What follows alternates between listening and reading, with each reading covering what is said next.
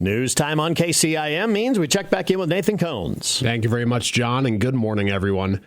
Community and business leaders gathered on Thursday evening for the Carroll Chamber of Commerce's 60th celebration of all things Carroll. Of course, we're talking about the annual chamber banquet. The evening featured Tim Fitzpatrick as the night's MC and included updates from Chamber and Carroll County Growth Partnership Executive Director Kimberly Tiefenthaler, outgoing Chamber President Dr. Nathan Luth, and incoming Chamber President Steve Hans Owen on the remarkable year Carroll had in 2023, from the Iowa High School Athletic Association State Baseball Tournament and Carroll serving as a host community on RAGBRAI's 50th anniversary trek across the state to the downtown assessment from the Iowa Economic Development Authority and the upcoming launch of Hub 712.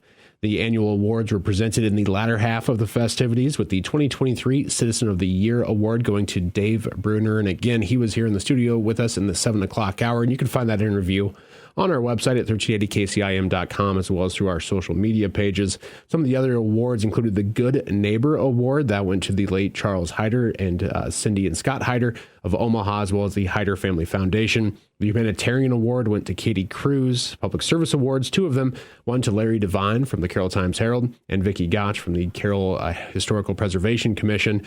The Heritage Business Award went to Community Oil and Todd and Chico Canny, and the New Business of the Year to Tom and Cindy Bordnero of Bordnero's Meat Market. We'll have more from all of these winners in upcoming newscasts, so keep an eye out for those over the next several days.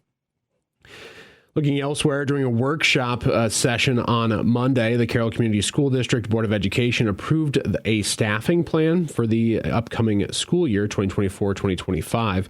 The district will be shifting teachers around to meet the demands of class sizes, but will also be adding an additional teacher and administrator to their staffing list. Superintendent Dr. Casey Burlaw says he advocates for both positions, even with a projected tight budget, as well as the uncertainty of the teacher salary increases proposed by Governor Kim Reynolds.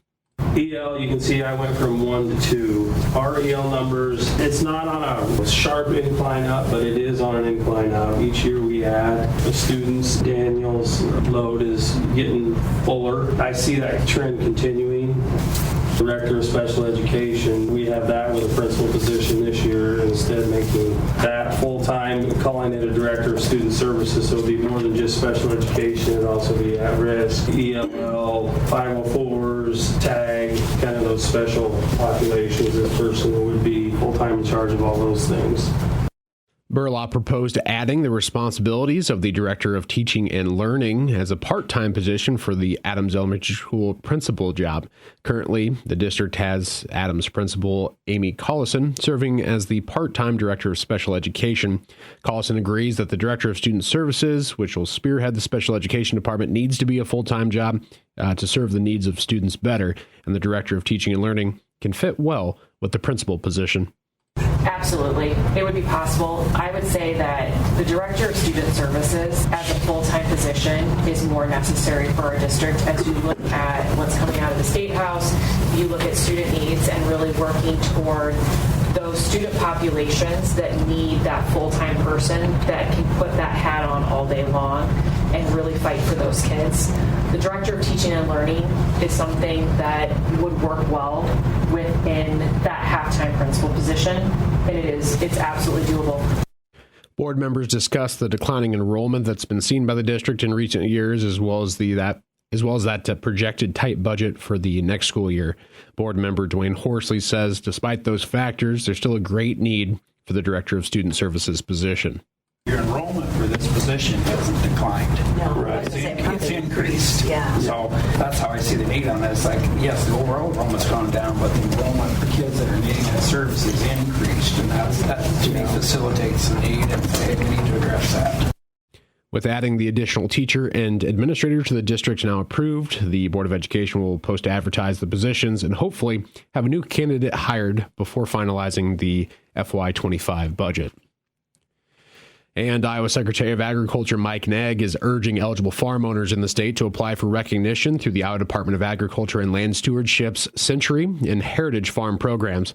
Established in collaboration with the Iowa Farm Bureau Federation, the program honors families who have owned their farms for 100 and 150 years, respectively. To be considered for recognition in 2024, completed applications must be postmarked or received by the IDALS by June 1st. The ceremonies honoring the 2024 Century and Heritage Farm families are set for August 15th in the Livestock Pavilion at the Iowa State Fair.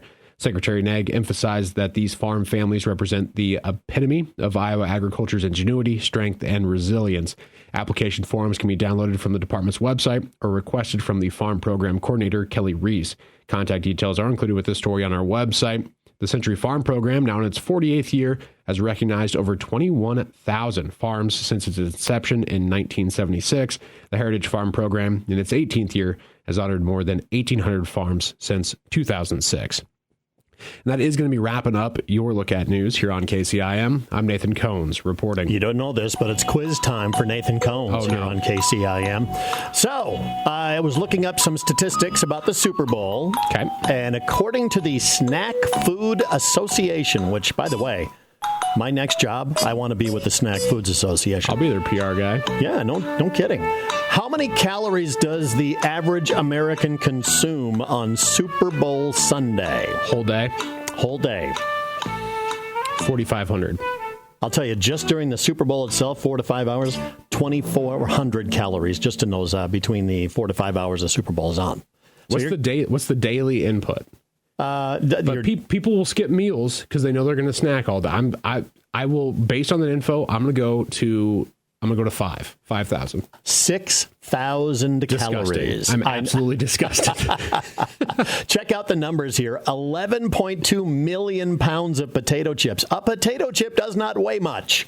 That is a lot of potato chips. It has no, the super flu that you get on the Monday. I'm beginning to think it has nothing to do with alcohol consumption. Yeah, it's all the garbage we're eating. Food comas. That's what we're in. 8.2 million pounds of tortilla chips, 3.8 million pounds of popcorn, and 3 million pounds of nuts. What is your must-have for Super Bowl party food? Wings. Yeah, I'm a wings guy too. You give me a massive tray of. If I showed up at a party, Super Bowl party, and all they had was just a table full of chicken wings, nothing else, I would be in heaven. By the way, I have a real bone to pick with, and literally that's figurative, the pun there. But the entire Midwest, there was like 27 states that preferred boneless wings. That is not a wing. That's a nugget. Yeah, it's a chicken nugget. Do not fall for that, people. The chicken wings have to have bones in them.